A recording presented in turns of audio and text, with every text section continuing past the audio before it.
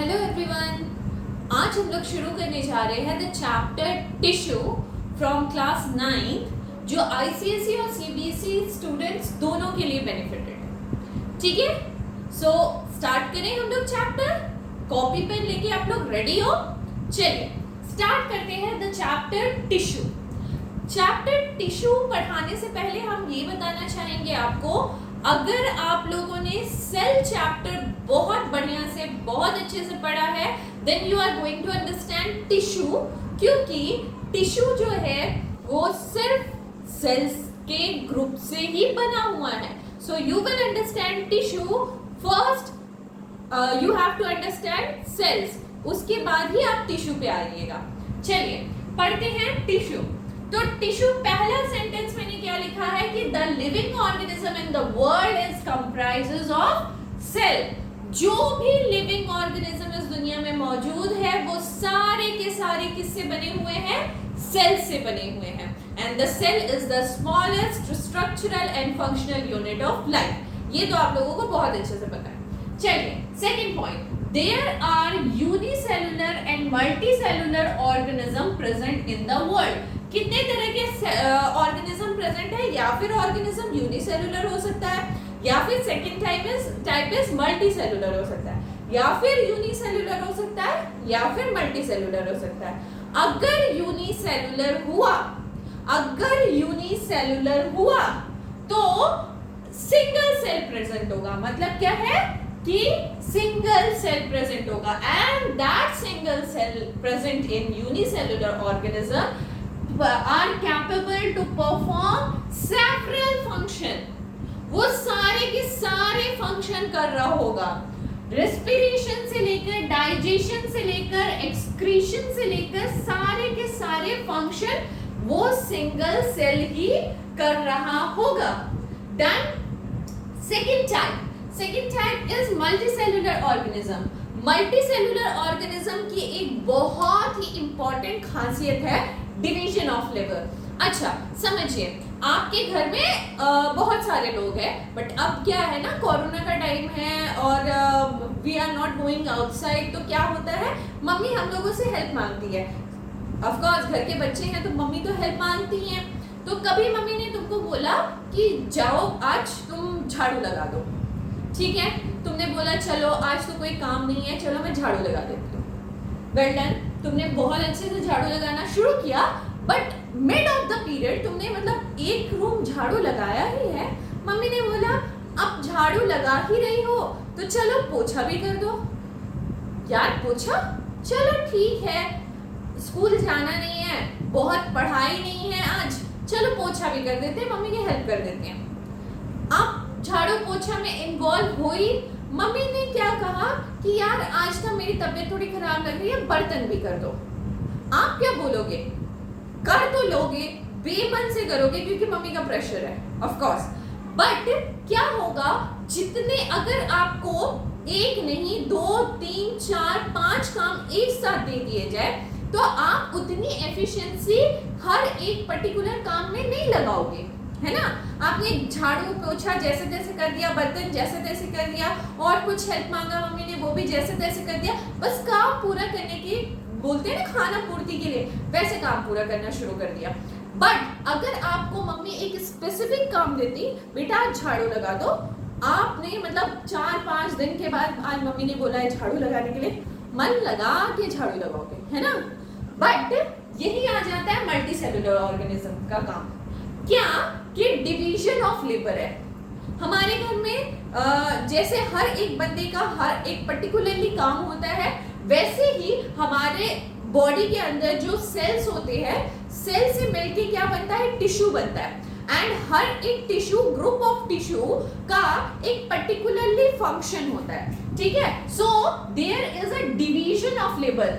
हर एक group of tissue जो होगा ना वो अपना अपना पर्टिकुलरली काम करेगा, ठीक है। एक बंदे के ऊपर प्रेशर नहीं है कि सारा काम करना है भैया, बट पर्टिकुलरली हर एक मेंबर ऑफ द फैमिली, वैसे ही हर एक group of tissue of the body can have to go to perform a particular function. तो जैसे कि अगर हम बात करें मसल सेल्स की, तो मसल सेल्स हम लोगों को किस में हेल्प करता है? Help in movement. किस में हेल्प करता है muscle cell? Help in movement. वैसे ही अगर नर्व सेल की बात करें, that is responsible for carrying messages and signals, है ना।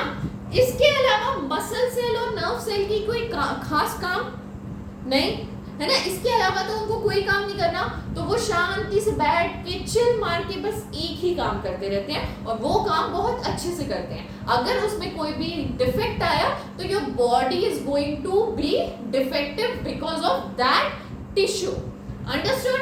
Okay, so multi cellular organism भी हो गया।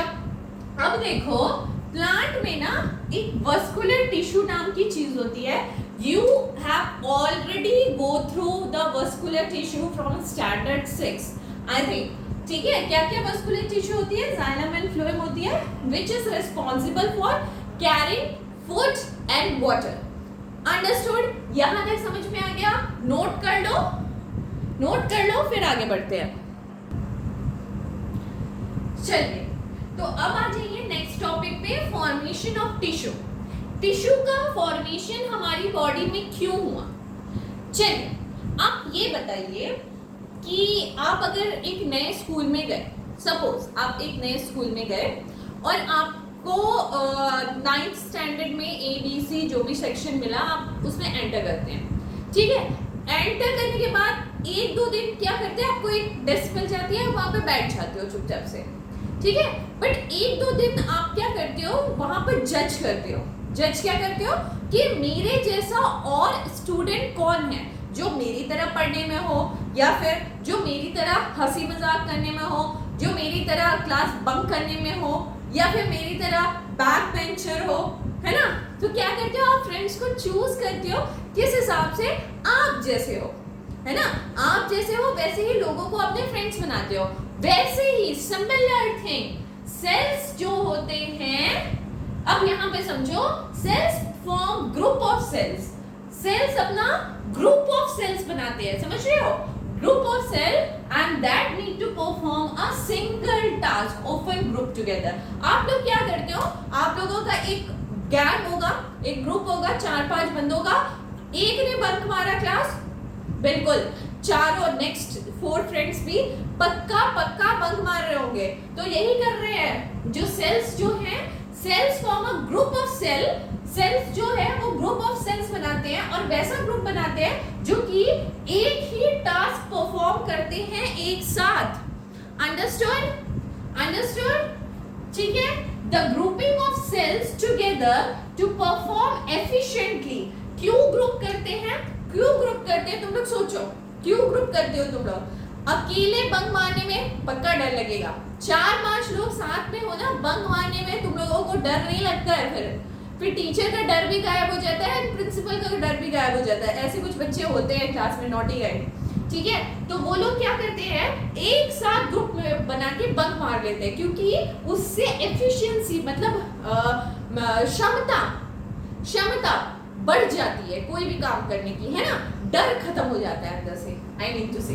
चलो, तो एक साथ ग्रुप बना के क्या होता है, कोई भी चीज को परफॉर्म करने की एफिशिएंसी बढ़ जाती है, ठीक है। तो इस तरह के सेल्स को, ग्रुप ऑफ सेल्स को हमने क्या नाम दे दिया?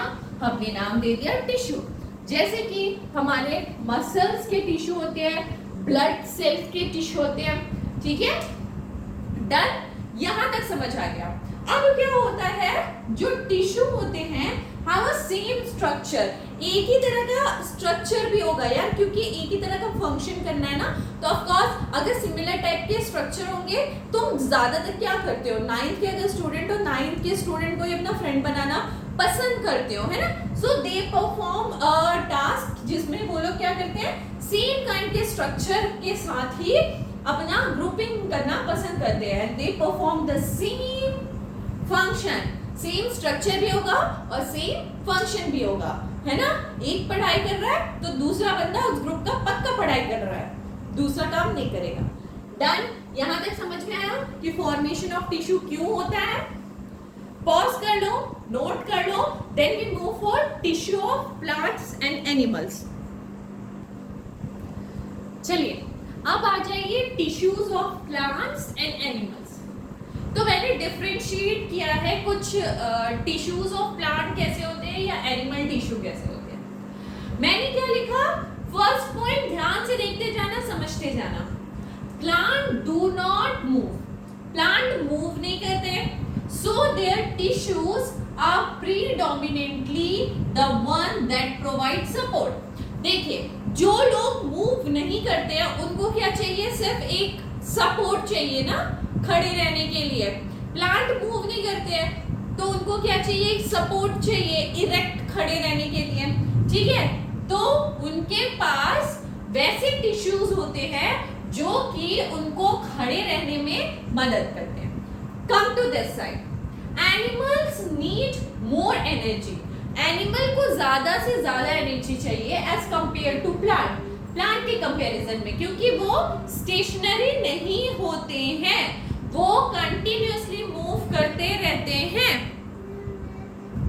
तो मैंने क्या कहा, मैंने कहा एनिमल को ज्यादा से ज्यादा एनर्जी चाहिए as compare to plant, because उन लोगों को स्टेशनरी नहीं रहना है, उन लोगों को कंटिन्यूअसली मूव करते रहना है। So their tissue are the one that can support movement. Erect रहने के लिए प्लांट को सपोर्ट चाहिए और मूवमेंट करने के लिए एनिमल टिश्यू को सपोर्ट चाहिए।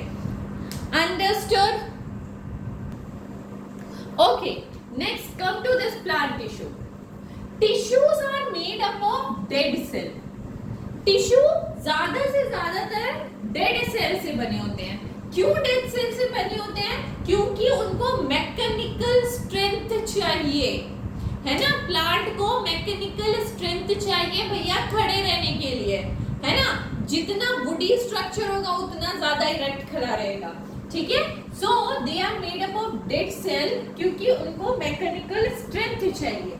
They do not need much maintenance, उनको ज्यादा मेंटेनेंस की जरूरत नहीं है। हमारी तरह क्रीम पाउडर लगाने की कोई जरूरत नहीं है। They just want to stand erect and मजबूती से, ठीक है। यहाँ पे आ जाए animal tissue. Tissues are made up of living cell. वहां पे ज्यादातर टिश्यू डेड सेल, यहाँ पे ज्यादातर टिश्यू लिविंग सेल, और they can move and perform various function, बहुत सारे फंक्शन करते हैं। चलो, come to this side, plant tissue. Only certain parts of the plant can grow. कुछ ही पार्ट होंगे जो प्लांट में ग्रो कर पाएंगे continuously. Sorry for the disturbance, light चली गई थी। चलो, come to the point. Only certain parts of the plant can grow. हमने क्या कहा, कुछ ही पार्ट्स ऐसे प्लांट के होते हैं जो ग्रो कर सकते हैं। आगे we will discuss which parts of the plant can grow, multiply, divide, कौन से parts कर सकते हैं, we will discuss further। तो कुछ ही plants के parts होते हैं जो grow कर सकते हैं। यहाँ पे मैंने क्या लिखा, cells in the animal grow uniformly early। पहले फर्स्ट स्टेज में cells जो होते हैं वो यूनिफॉर्मली ग्रो हो जाते हैं, not only in a certain region of the body, ठीक है। कुछ ही रीजन में बहुत अच्छे से ग्रोथ नहीं होता है, बट बाकी सारे जो सेल्स होते हैं, लिविंग सेल्स होते हैं, वो कंटिन्यूअस डिवीजन में जाते हैं। और तुम ये जानते हो यार, तुम लोग बॉडी लंबा हो रहा है, चौड़ा हो रहा है, ये सब किस कारण से हो रहा है? Because your cells are going to divide, है ना, इसीलिए ना छोटे से बड़े हो रहे हैं। चलो, next point, the structure of plant tissue is not very specialized as compare to the animal tissue. ये पॉइंट हम जब बहुत अच्छे से प्लांट टिश्यू और एनिमल टिश्यू डिस्कस करेंगे, you will feel that the structure of plant tissue is not that much specialized as compare to animal tissue, and here the organ and organ systems is highly developed, है ना हमारी body में organ और organ system बहुत अच्छे से developed. तो इस तरह से हम प्लांट टिश्यू और एनिमल टिश्यू को डिफरेंशिएट कर सकते हैं। इसको पॉज कर लो, नोट कर लो और अच्छी तरह से अपने दिमाग में डाल लो। Now come to the type of plant tissue. First type and the very important type, meristematic tissue. मैंने बोला कि प्लांट के हर एक पार्ट ग्रो नहीं होते हैं और कंटिन्यूअसली डिवाइड नहीं होते हैं, ठीक है. So only certain parts of the plants tends to grow. कुछ ही पार्ट्स होते हैं प्लांट के जो कि ग्रो होते हैं, और जो ग्रो होते हैं और जो कंटिन्यूअसली डिवाइड होते हैं. We are not talking about growing tissue, we are just talking about continuously dividing tissue. बढ़ते हैं, कट जाते हैं, टूट जाते हैं और डिवाइड हो जाते हैं, ठीक है. बढ़ते हैं और छोटा सा, मतलब छोटे से थोड़ा सा ही बड़ा हुआ और टूट गया, फिर बड़ा हुआ, फिर टूट गया, फिर बड़ा हुआ, फिर टूट गया. मतलब उसको बढ़ने का बहुत ज्यादा टाइम ही नहीं होता है, कंटिन्यूअसली डिवीजन में जाता रहता है. That kind of tissue is meristematic tissue, and they have a capability to divide themselves and form a new tissue. अपने आप को डिवाइड करने की कैपेबिलिटी रखते हैं और एक नया टिश्यू बनाने की भी कैपेबिलिटी रखता है. They have a thin cell wall. यार बढ़ने दोगे तभी ना उसके सेल वॉल पे डिपोजिशंस वगैरह, गंदगी वगैरह आके डिपॉजिट होगी या फिर कुछ और का डिपोजिशन होगा. तुम तो बढ़ने ही नहीं दे रहे हो, बढ़ने से पहले ही बोल रहे हो डिवीजन में जाएगा. अगर डिवीजन में जाएगा तो उसका सेल थिन वॉल नहीं रहेगा. ऑफ कोर्स थिन वॉल, याद रखना. कैसे थिन वॉल रहेगा? क्योंकि तुम उसको बढ़ने का टाइम ही नहीं दे रहे हो, उसको अपने ऊपर deposition, cream powder, cellulose, pectin कुछ लेयर चढ़ाने ही नहीं दे रहे हो. उससे पहले ही बोल रहे हो डिवाइड कर जाओ, डिवाइड कर जाओ तो थिन वॉल रह रहा है, ठीक है. And made up of cellulose, और वो जो थिन वॉल होगा that is made up of cellulose and have dense nucleus. Nucleus बड़ा जबरदस्त होगा यार. डिवीजन में जाना है तो उसका डेंस न्यूक्लियस होगा. And the cytoplasm and lack of vacuole. अरे वैक्यूल का काम क्या है? फूड स्टोरेज करना, बच्चे को बड़ा करना है, ठीक है. बड़ा तो होने ही नहीं दे रहे ना, उससे पहले डिवीजन कर लेना है, तो खाने की तो जरूरत नहीं है. तो lack of food vacuole, vacuole है ही नहीं. फूड वैक्यूल है ही नहीं, ठीक है. क्योंकि बड़ा होने के लिए खाना स्टोर चाहिए, इसको बड़ा ही नहीं होने देना, उससे पहले ही सेल डिवीजन में चले जाना है. सो लैक ऑफ वैक्यूल, इस तरह से याद रखो. दे further classified into apical, intercalary और लेटरल मेरिस्टेम. चलो समझते हैं. एपिकल मतलब लंबाई से लंबा करेगा, ठीक है. टॉप से लंबा करेगा. कैसे करेगा? कंटिन्यूअस डिवीजन करके मुझे लंबा करेगा, ठीक है. मुझे नहीं, ऑफ कोर्स प्लांट को लंबा करेगा.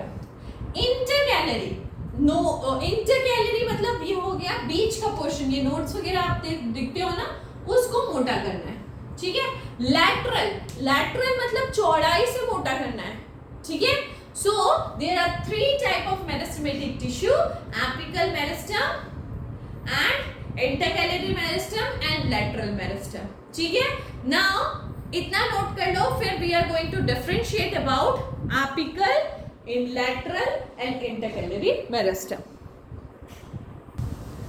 चलो आ जाओ. Next topic is what is the difference between apical, lateral and intercalary meristem. This is also the important topic of your chapter. चलो समझते हैं. डायग्राम वाइज तो हम लोगों ने समझ लिया. हम लोगों ने समझा कि एपिकल मेरिस्टेम कहाँ होता है? ऊपर टिप पे, tip of stem and root, tip of root and stem, stem and root के टिप पे प्रेजेंट रहता है. And they are responsible for the growth of stem, root of the plant. किसका ग्रोथ करेगा? स्टेम का, root का growth करेगा.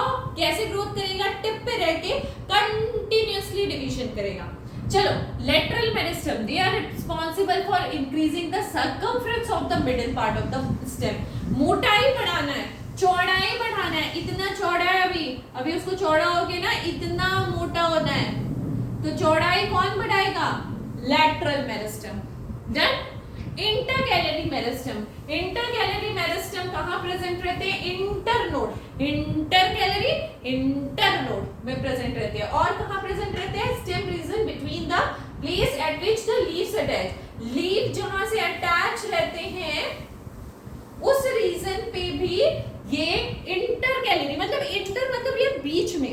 कहाँ बीच में? लीफ और स्टेम के बीच में जहां से अटैच रहता है लीफ, और understood? This is very very important. ठीक है, इतना हो गया. पॉज करके नोट कर लीजिए. अब चलिए, मान लीजिए आपके एग्जाम में एक क्वेश्चन आया, why there are no vacuole in the intercalary region या इंटरकैलरी मेरिस्टम. ठीक है, क्वेश्चन आपके एग्जाम में आया, why there is no vacuole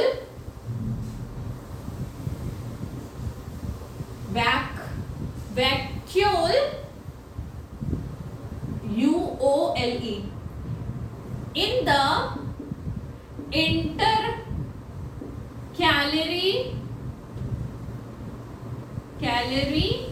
meristem.